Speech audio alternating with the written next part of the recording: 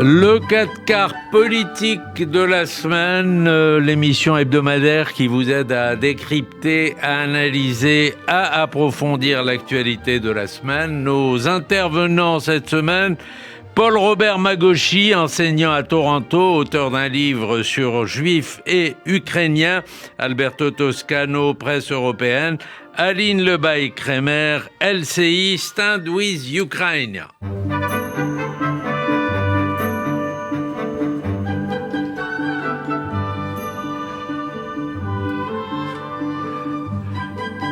Paul-Robert Magochy, bonjour. Bonjour monsieur. Je suis ravi de vous recevoir. Vous êtes professeur d'histoire et de sciences politiques à l'université de Toronto, où vous détenez la chaire d'études ukrainiennes. Et vous co-signez ce livre avec Yohanan Petrovski-Stern, professeur d'études juives à l'université américaine de Northwestern. Vous avez travaillé ensemble, c'est-à-dire que vous avez croisé les regards sur ce thème juif et ukrainien. C'est tout à fait la situation, c'est-à-dire que, et pour moi c'était quelque chose d'intéressant puisque c'est la première fois que j'ai écrit un livre avec un autre auteur. Tout d'abord, on voulait que c'était un livre fait à la commande de notre organisation de coopération juif-ukrainien, Ukrainian Jewish Encounter en anglais. Et il voulait un livre sur ce sujet. Tout d'abord, il voulait que moi je l'écris tout seul, mais quand même, tandis que je connais un peu, c'est-à-dire à l'égard de l'histoire des Juifs sur le territoire d'Ukraine, mais comme spécialiste, je ne prétendais pas, donc je cherchais un co-auteur, et je l'ai trouvé dans la personne de monsieur le professeur Yohanan Petrovski-Stern. Intéressant que nous sommes, disons, de couches différentes. Lui, il est né dans l'ancienne Union soviétique, à Kiev. Moi, à l'autre côté, je suis né aux États-Unis. Donc, déjà, nos formations étaient tout à fait différentes, mais quand même, quand on a commencé de travailler, de faire un plan pour ce livre, ça se voit assez vite que c'est facile pour nous d'écrire ensemble, de travailler ensemble.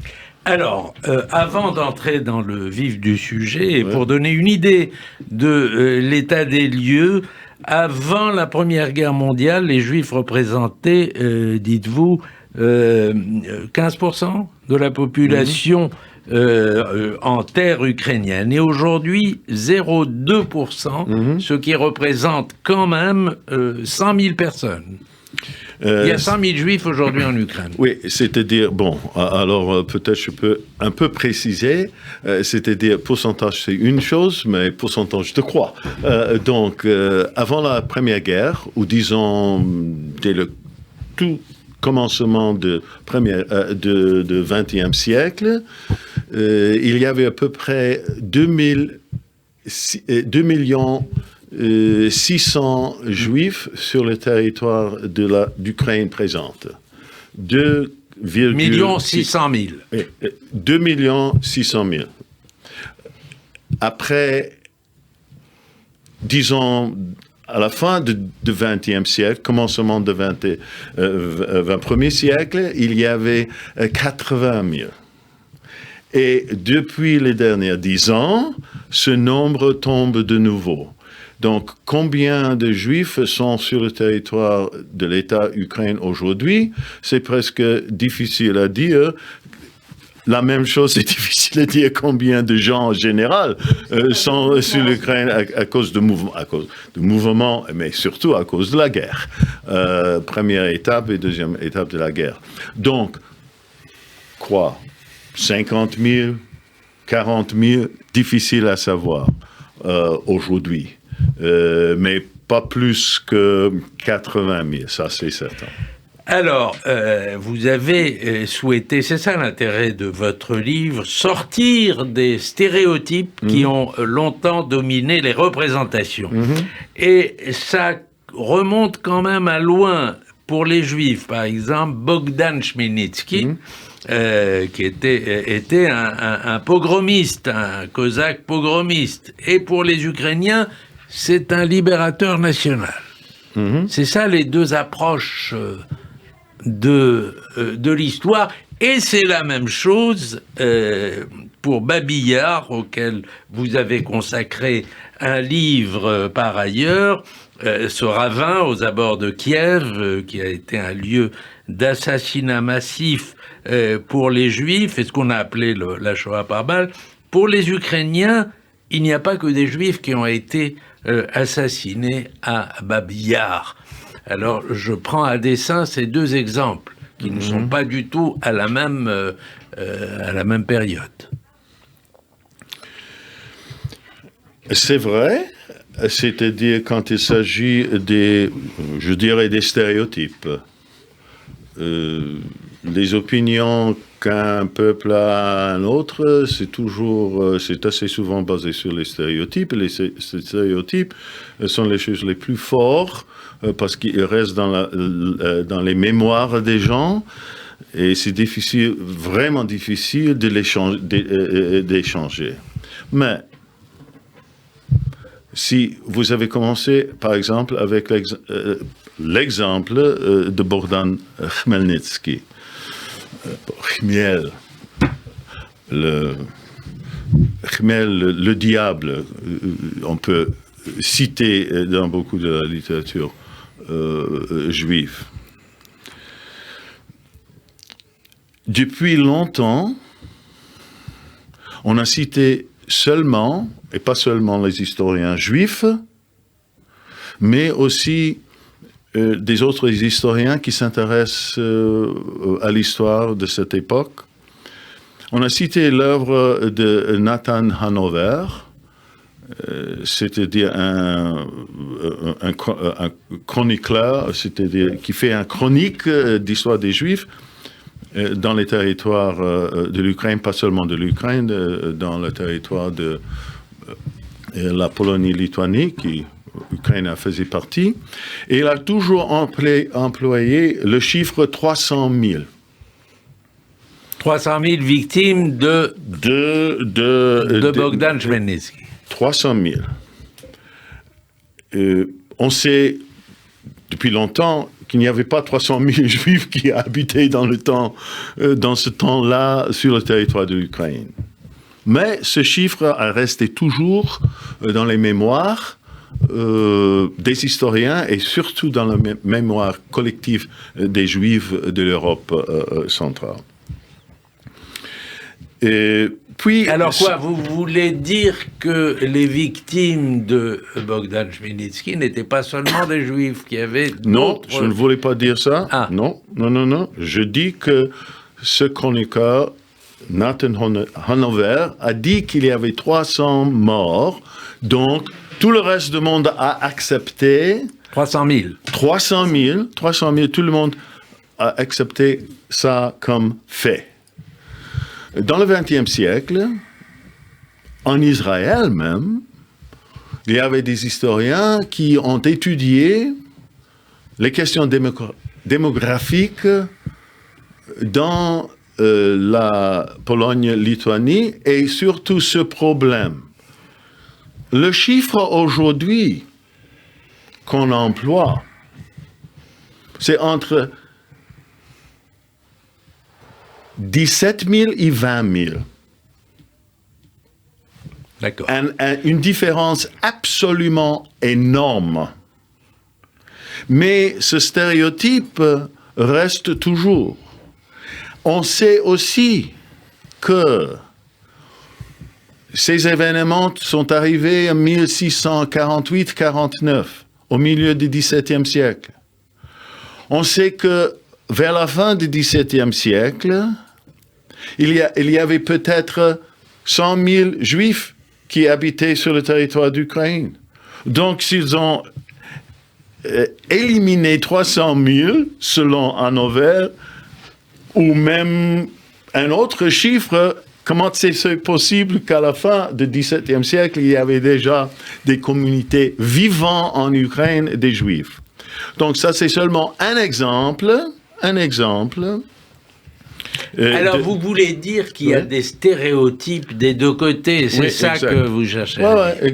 Vous avez posé la question, je vous ai répondu. Alors, vous voulez intervenir là-dessus, Alberto Toscano? Oui, la question de mon ami Shlomo Malka était peut-être, je me permets de devenir votre interprète. Mais vous serez un excellent interprète, j'en suis persuadé. Je crois que la question était aussi, est-ce qu'il y a le danger que certains personnages qui ont été mêlés à des répressions anti-juives soient considérés au nom d'un nationalisme ukrainien comme des personnages acceptables dans l'Ukraine actuelle? Est-ce que je vais Voilà, absolument. Ah, ça c'est autre question. On peut parler des événements du XVIIe siècle et puis on peut parler de comment on emploie les événements du XIXe siècle pour faire emploi de l'histoire, on peut dire. Donc, tout court, je peux répondre que chaque nation, chaque communauté a le droit de décider ce qu'ils veulent ou ce qu'ils considèrent leurs héros. Bon, on peut poser la question, comment c'est possible qu'on peut choisir un leader comme Bogdan Khmelnytsky comme symbole d'Ukraine dans le passé et même avoir son visage sur l'argent aujourd'hui. Bon, question posée. Donc, qui est Bogdan Khmelnytsky? Deux, qu'est-ce qu'il a fait à l'égard de soi-disant liquidation des Juifs? Bon, si on pose la question comme ça, alors il faut comprendre l'histoire dans ce moment-là. On parle d'une société frontalière du XVIIe siècle avec un leader, n'importe quel leader, qui n'avait pas de contrôle sur n'importe quel territoire. On n'habite pas dans le 19e siècle, 20e siècle, où il y avait des communications de contrôle sur les armées. C'est-à-dire que, tout court, un personnage comme Khmelnytsky avait peu de contrôle sur ces forces qui aussi ont participé dans la guerre contre les Polonais, parce que c'était une guerre contre les Polonais. C'était une révolte des Cosaques Zaporozh contre les Polonais. Dans ce grand mêlée, pendant ces 2 ans, l'ennemi principal, c'était les Polonais et les catholiques, rimo-catholiques. C'était le premier ennemi. Entre eux, il y avait des Juifs. Ce n'était pas une situation que, il y a des Juifs qui habitent sur... Nous ne les aimons pas, nous allons commencer de les liquider. Absolument pas. Il y avait une guerre, et on savait qui était l'ennemi, comme je vous ai dit, et parmi la population, il y avait des Juifs qui étaient aussi liquidés. Alors, je vais vous demander si sur Babillard, vous diriez la même chose, c'est-à-dire qu'il y a une perception différente selon qu'on soit juif ou pas en Ukraine. Mais d'abord, je demande à réagir à Aline Lebay-Kramer.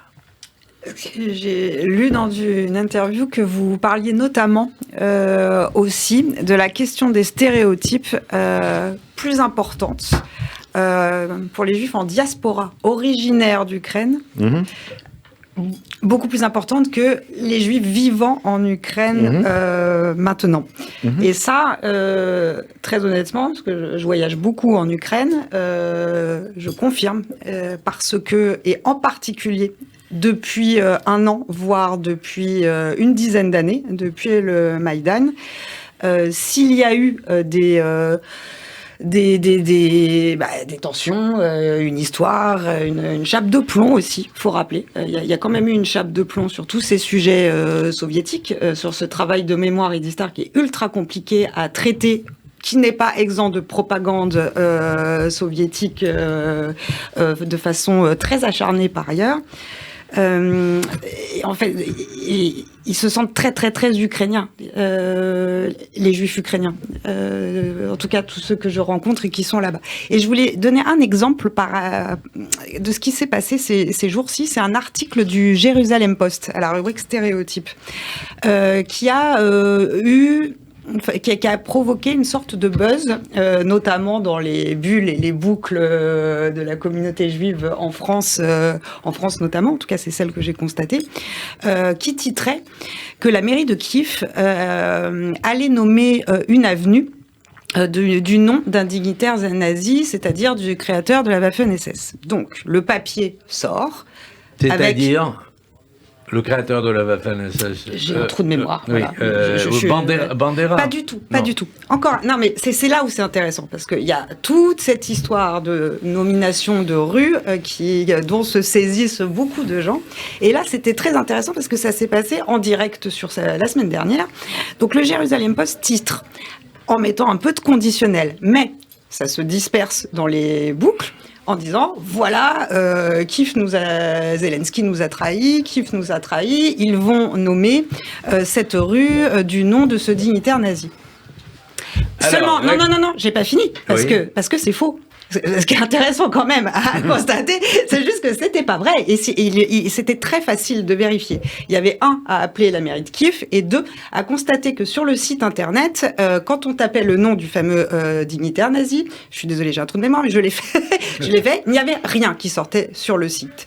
Ce qui s'est passé, en réalité, c'est qu'il y a eu une plateforme participative. Je suis obligée parce que c'est important. C'est important pour comprendre parce que ça va être très exactement dans votre sens.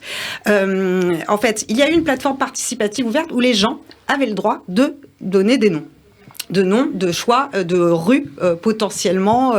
Et quelqu'un a proposé les nazis. Il y a un crétin qui a proposé ça. Ce qui était intéressant de voir, c'est dans les votes que recueillaient les votes populaires, c'est-à-dire que les gens après votaient pour l'idée qu'ils pouvaient envisager de voir nommer la rue en question. Ce dignitaire nazi a eu 0% de vote, alors que tous les autres avaient 13%, 30%, etc., etc.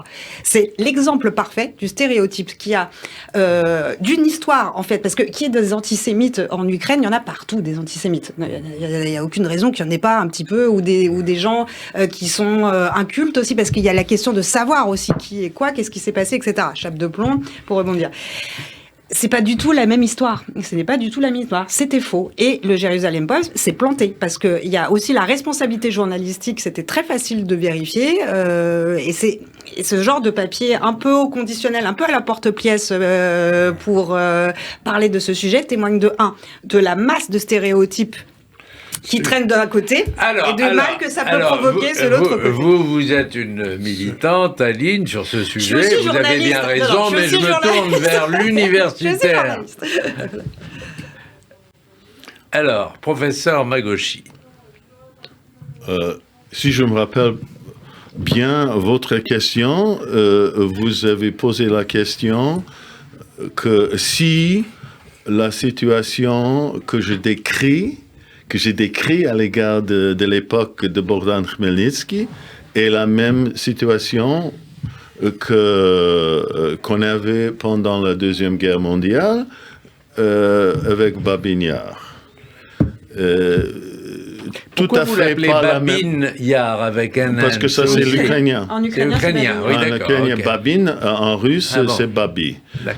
Et nous sommes en Ukraine, donc Babin.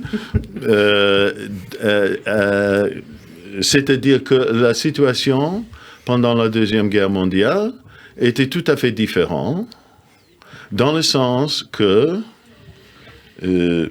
les Allemands qui sont entrés en Ukraine, ils avaient un but spécifique de liquider les Juifs.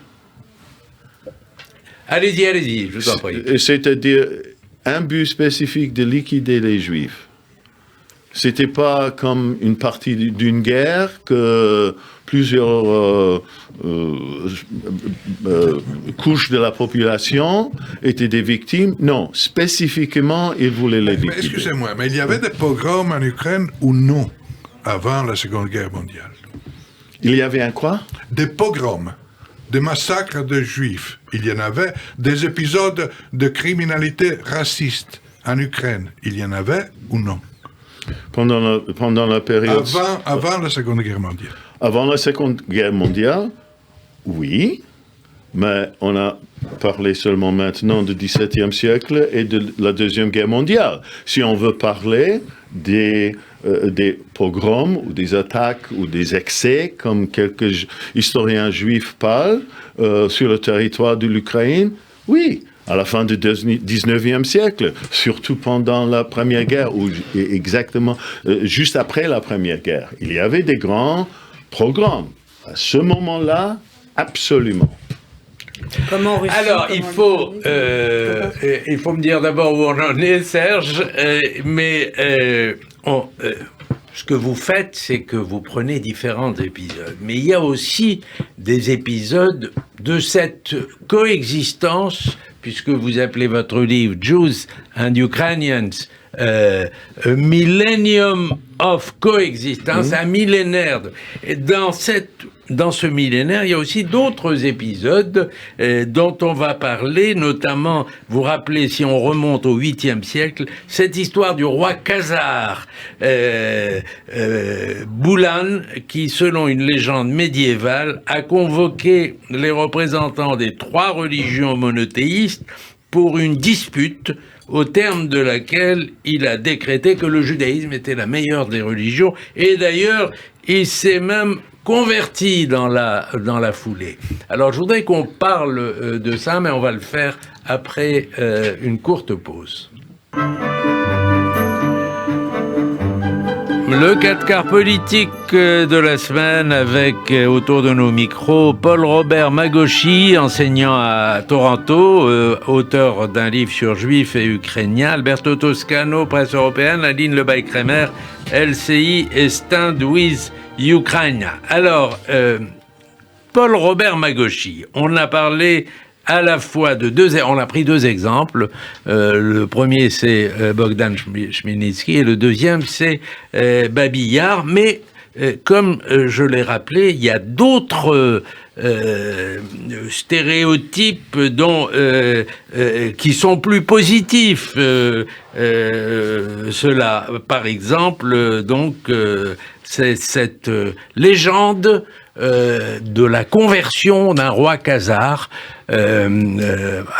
au judaïsme. Et c'est documenté, y compris par des sources juives, puisque Yehuda Levi a écrit le Kuzari là-dessus, en se fondant sur cette légende. Et cette légende est assez belle, finalement, d'un roi cosaque qui convoque 3 représentants et qui décide que le judaïsme, c'est la meilleure des religions parce que c'est la plus rationnelle.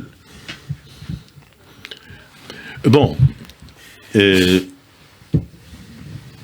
que je peux seulement expliquer une chose? On a commencé de parler avec les liens entre les Juifs et Ukrainiens sur le territoire de l'Ukraine. Je pourrais dire que la discussion a commencé comme ça. On a commencé de choisir des épisodes, comme vous dites. C'est pas moi qui a voulais commencer avec les épisodes. Et puis... Non, mais on va parler d'autres épisodes. Je sais, mais je veux seulement dire une chose aussi importante. Si on peut compter que la présence juive sur le territoire ukrainien inclut la période des Khazars et à peu près 1500 ans. C'est pour ça qu'on parle d'un millénaire. 1500 ans, parce que la première présence des Juifs, c'était sur le territoire de la Crimée et les côtes nord de la mer Noire. Et pendant ces 1500 ans, ou si vous voulez, on va parler de la grande présence des Juifs à partir du 16e, surtout 17e siècle, à peu près 500 ans. Pendant cette période, soit de 1500 ans ou de 500 ans, les périodes ou les épisodes, comme vous dites, quand il y avait de la violence entre ou perpétuée contre les Juifs, pas nécessairement entre Ukrainiens ethniques, mais perpétuée contre les Juifs sur le territoire de l'Ukraine, soit pendant 1500 ans ou 500 ans, 20 ans. Ces épisodes, comme vous dites, très très courts, 20 ans. Mais les historiens et aussi la mémoire populaire, c'est que les relations entre ces deux groupes sur le territoire ukrainien, on parle seulement de quelques épisodes, pas plus que 20 ans, inclus Khmelnytsky, inclus les pogroms qui ont commencé à la fin du 19e siècle. Le plus grand au 20e siècle, c'était même pas sur le territoire d'Ukraine, mais c'était à Kishinev, qui était à Moldavie. Et puis, après la Première Guerre mondiale, quand il y avait des pogroms, des grands pogroms sur le territoire, mais tout ensemble 20 ans. Donc, maintenant que vous avez commencé de parler, qu'est-ce que c'est arrivé pendant ces autres années? Et pendant ces autres années, on avait des relations normales, incluent les choses positives. Et ça, il faut aussi rappeler de ça. Il faut vous rendre cette justice parce que vous montrez que Kiev, par exemple, a été un centre pour le développement à la fois du mouvement hassidique et du mouvement des Mitnagdim. Ça a été aussi un centre de culture juive. L'écrivain Shalom Aleichem est originaire de Berdichev, où se situe sa fameuse pièce Fiddle on the Roof, le Tévier et le laitier. Il y a aussi des écrivains plus modernes, comme, ça il faut vous féliciter là-dessus, Vassili Grossman, auquel vous consacrez une page dans votre livre. Il y a beaucoup de choses. Il y a le développement de la presse yiddish, il y a des représentants du judaïsme ukrainien au congrès sioniste. Vous parlez de Agnon, vous parlez de Tchernichovski, vous parlez d'un être merveilleux que j'ai bien connu, qui s'appelle Piotr Ravitch, qui était ukrainien et qui a vécu, qui participait au monde des livres et qui a vécu à Paris. Il y a tout ça. Alors, mais moi, je relance mon ami Alberto. Mais moi, cher Shlom, cher professeur, et mon inquiétude, quelque part, parce que l'histoire n'est jamais neutre. L'histoire est toujours étudiée, réinterprétée aussi. L'histoire est vivante. L'histoire est vivante et parfois elle est instrumentalisée. Oui. Dans ma peur... Parfois, pas toujours, ou presque toujours. Non, très souvent, y compris en France. On a oublié certains épisodes de Vichy. D'ailleurs, l'interprétation de l'histoire est une spécialité. Il n'y a pas un champion mondial de l'interprétation de l'histoire. Disons que c'est une belle lutte pour être le premier. Mais le sujet de mes considérations, plus que de ma question, c'est ça. Et ce n'est pas le championnat mondial, mais c'est par contre le fait qu'aujourd'hui, Aline citait justement celle qui est apparemment une bourde du Jerusalem Post. Mais je crois, et Aline va me corriger si je me trompe, que dans la presse israélienne aujourd'hui, il y a une inquiétude qui paraît parfois de façon opportune et parfois moins, parfois de façon motivée et parfois moins, à propos du fait que dans l'Ukraine d'aujourd'hui, il y a une sous-estimation de l'importance que les persécutions antisémites qui ont 20 ans, 30 ans, je ne sais pas, je ne vais pas citer la durée, mais qui ont eu certainement lieu, soient intégrées à la relecture actuelle de l'histoire de l'Ukraine. C'est-à-dire qu'un certain... Oui, je termine moi aussi cette fois. C'est-à-dire qu'une certaine naissance d'un certain nationalisme dans l'Ukraine actuelle arrive à sous-estimer des problèmes du passé qui, du point de vue juif et du point de vue israélien, ne peuvent absolument pas être sous-estimés. Alors, vous répondez et ensuite Aline poursuivra. Professeur Magoschi. La connaissance de l'histoire, la connaissance du passé, que n'importe quelle population a, est fait quand ils sont les étudiants dans les écoles. Et les premiers contacts avec le passé qu'on reçoit dans les classes 8, 9, 12 est le plus important, car pour la majorité de n'importe quelle population, c'est ça qui reste dans leur tête pour toute la vie. Parce que la majorité des gens ne lisent pas l'histoire. Donc le rôle de l'éducation primaire et secondaire est essentiel. Il me semble que c'est pas... On ne peut pas vraiment comprendre une société à l'égard des articles qui apparaissent dans un journal à Jérusalem, qui écrit sur un événement qui est arrivé ou qui n'est pas arrivé, et on fait tout un grand chose autour de ça. Et puis, de ça, on dit, bon, alors, vous regardez, il y a une montée de nationalisme dans l'Ukraine. La chose la plus importante qui arrive maintenant, et sur laquelle il fallait aussi écrire, que le ministère de l'Éducation en Ukraine, depuis des années, est en train de reformuler le programme d'éducation et surtout sur l'histoire, parce que l'histoire était toujours un sujet important dans n'importe quel pays.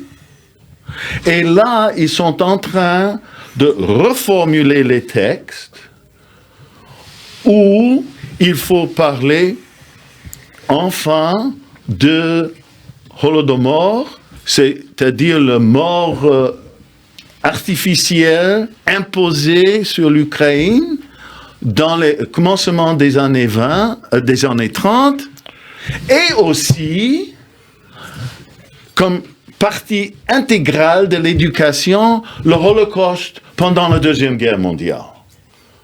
C'est-à-dire, il n'y a plus d'intérêt, plus de livres, entre autres, sur cette période, mais la chose la plus importante, que ça sera intégré dans le programme normal d'éducatif.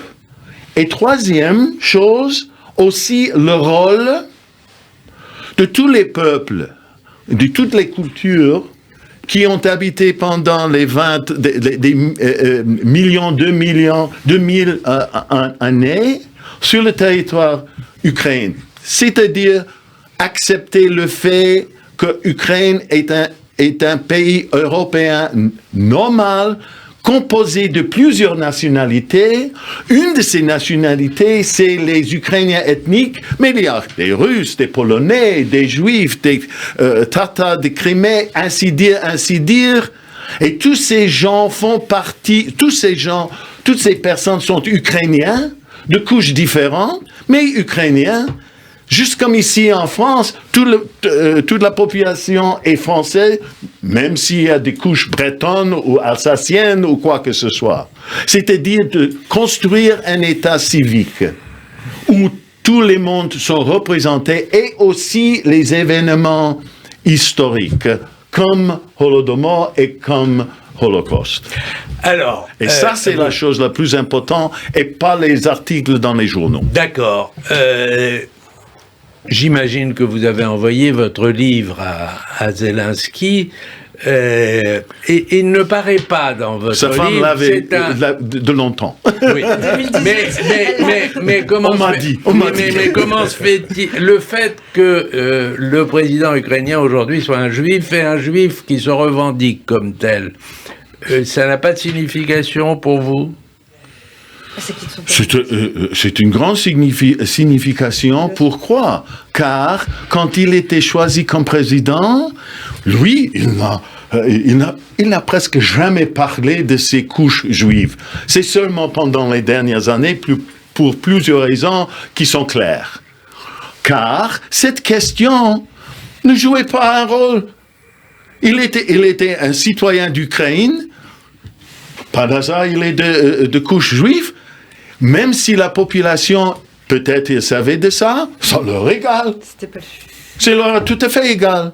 Et comme on sait très très bien, c'était une période très courte,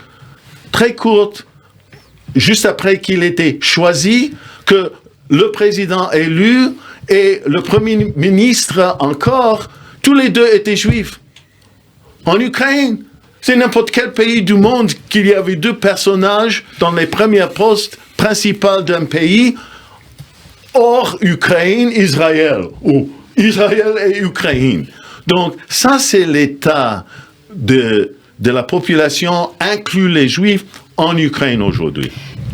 Ali Lebaï-Kremer. J'avais introduit mon histoire de papier, de papier du Jérusalem Post en précisant justement qu'il y avait toujours, sur ce sujet en particulier, un décalage entre les stéréotypes qu'on peut croiser en diaspora et ce qui se passe vraiment, entre guillemets, sur le terrain. Et dans ce cas précis, c'est éclatant. Et encore une fois, parce que il ne s'agit pas de militer. Il s'agit aussi d'entendre que quand il y a cette histoire qui est vive, il y a un sujet qui circule, qui circule et qui est très fébrile en Israël, notamment à l'endroit de l'Ukraine.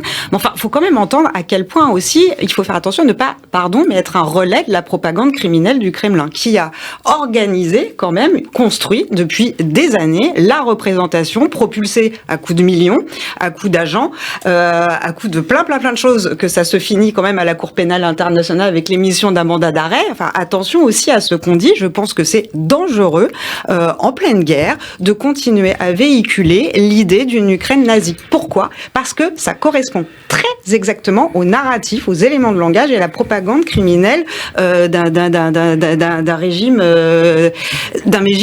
au banc des nations. Donc c'est ça à entendre. Et donc la moindre des choses, c'est quand même de vérifier, de parler aux gens. Et il y a un truc qui est pas mal aussi pour comprendre à quel point l'Ukraine n'est pas un pays nazi, etc. C'est de parler aux Juifs ukrainiens qui y sont et qui y vivent. Non mais mais c'est dans l'absolu. Non mais parce que c'est fondamental, parce que c'est aussi ça fait partie d'un plan d'extermination quand même. Personne ne dit que l'Ukraine soit un pays nazi, sauf Poutine. Mais Poutine ne participe pas à cette table ronde. Oui, sauf que ça a pris à certains endroits. Non, mais on va pas être dans le déni nous-mêmes. Ça a pris à certains. Schlomm, on n'a pas invité Poutine. Je lis certaines horreurs qui ne sont pas en bout de chaîne. Ce que je veux dire, il n'y a pas que Poutine qui dit ça, malheureusement. Je trouve qu'une certaine inquiétude en Israël peut-être être parfaitement comprise. Je dis pas qu'il y a une condamnation. Je dis qu'il y a une curiosité, une inquiétude. Et je dis qu'en plus, une partie aujourd'hui significative, très significative de la population israélienne vient de l'ex-Union soviétique. Oui. Donc, c'est des personnes qui connaissent ces pays cette Union soviétique qui se disait un pays inclusif, qui disait, ici chez nous, il y a les Ukrainiens, il y a les minorités, mais on est tous membres de l'Union soviétique. Malheureusement, certains discours d'inclusivité ont été mis à rude épreuve par l'histoire. Espérons qu'il n'y a pas d'autres éclatements, parce que quand on voudrait qu'il y ait l'inclusivité, que tous, qu'ils soient tatars, qu'ils soient russes, qu'ils soient ukrainiens, soient ensemble dans une entité d'État, et ensuite les minorités et les composantes se disputer entre elles, et on arrive à des situations critiques comme on a vu dans l'ex-Yougoslavie. Paul-Robert Magochi. Oui, vous n'avez pas vraiment réagi à ce qu'on a dit sur Zelensky. D'ailleurs, je voudrais que Aline aussi fasse intervenir ce qu'elle a vu, puisque vous étiez, si je ne m'abuse, en Pologne. Le regard polonais là-dessus est aussi important. Ça vous paraît pas important, le regard polonais sur cette histoire ? On commence avec Zelensky et puis on parle de la Pologne. Qu'est-ce que vous voulez comme commentaire de moi? Zelensky. Je veux un commentaire de Zelensky par vous, et je voudrais que Aline nous dise un mot sur l'atmosphère qu'elle a trouvée en Pologne. À l'égard de Zelensky, Zelensky est une personne qui est devenue un des plus grands personnages de 21 de notre siècle. Et ça se voit déjà. Et on peut parler de lui comme leader, on peut parler de lui comme symbole protecteur de son pays, qui a sacrifié beaucoup comme personnage personnel. On sait très très bien que quand les Russes s'y ont entré, ils voulaient le tuer tout de suite. C'était le but, et il a resté là. Et c'est grâce à lui, on doit dire, grâce à lui que l'Ukraine est dans la position qu'elle est maintenant, pas un sujet sujeté de la Russie, mais c'est un pays qui va encore continuer. Le fait qu'il est juif était pas d'importance, parce qu'il est un citoyen d'Ukraine, d'une couche d'ancêtres, par hasard de juifs. Mais ça ne joue aucun rôle sur la société en général. Aline Lebay-Kramer. Et ça, c'est une chose positive, Bien sûr. je dois dire. 2 secondes sur Zelensky, moi je trouve que c'est la plus jolie histoire yiddish de tous les temps. Que finalement ce soit un petit juif humoriste qui sauve l'Ukraine, parce que oui, il a sauvé l'Ukraine de par son geste, de par sa résistance et tout de suite. Et c'est si on se place du point de vue yiddish, c'est une histoire emblématique absolue. Enfin, je veux dire, on a rare de faire mieux quand même. Et pour parler de la Pologne. Il y a une forme d'union sacrée en ce moment face au Kremlin. Donc il y a d'un point de vue sociétal, d'un point de vue politique, il y a l'union sacrée absolue et de défendre et d'aider et d'armer et de soutenir l'Ukraine, comme avec les États baltes, comme avec finalement les États qui savent ce que c'est que l'occupation soviétique. Je te pose une question, on est collègues, on se tutoie. Bien sûr. Mais tu penses, comment est-ce que tu vois le discours de Macron à ce sujet? Mais il n'est pas polonais, Macron. Non, pour l'instant, il est encore en France. Mais je crois que l'un des sujets de débat à ce sujet de la Pologne a été aussi une certaine prise de distance apparente, au moins, de la France de Macron ou du discours de Macron par rapport à une politique sur l'Ukraine de la part de l'Europe qui est très influencée par la Pologne. Et je voulais avoir ton avis. Je me permets de Absolument. Ce dont je suis sûre, c'est le positionnement polonais. Parce qu'on arrive positionnement polonais. Et pourquoi on y était? Je voulais quand même dire un petit mot aussi. J'étais en Pologne parce qu'il y avait un événement en hommage à Mikhail Saakashvili, qui a eu un prix des droits de l'homme, parce que faut pas oublier la vérité guerrière du Kremlin, c'est que il y a ce qui se passe en Ukraine, l'Ukraine, il y a ce qui s'est passé avant, il y a que la Géorgie a été amputée de 20% de son territoire, que son ancien président, qui est quand même quelque chose d'une violence incroyable, est en train d'être empoisonné en prison, selon plusieurs médecins, des délégations internationales, etc. Il y a la Moldavie, il y a la Syrie, il y a la Tchétchénie derrière. Enfin, je veux dire, il est normal qu'une partie de l'Europe qui connaît particulièrement la violence russe, oui, qui est une union sacrée. Après, le positionnement de Macron, je pense qu'il n'est pas figé de rien et que c'est compliqué de savoir. Mais enfin, en tout cas, je note que la France continue de livrer des armes quand même. On arrive au terme de l'émission. On n'aura pas le temps de faire le traditionnel coup de cœur au coup. Je voudrais ajouter simplement qu'on a appris cette semaine qu'un rabbin a été nommé pour la première fois aumônier des armées en Ukraine. Je voudrais dire aussi que Paul-Robert Magochi fera une conférence à l'ambassade d'Ukraine à Paris sur ce thème, hein, c'est bien ça, c'est sur le thème de son livre Ukrainian and Jews, a Millennium of Coexistence.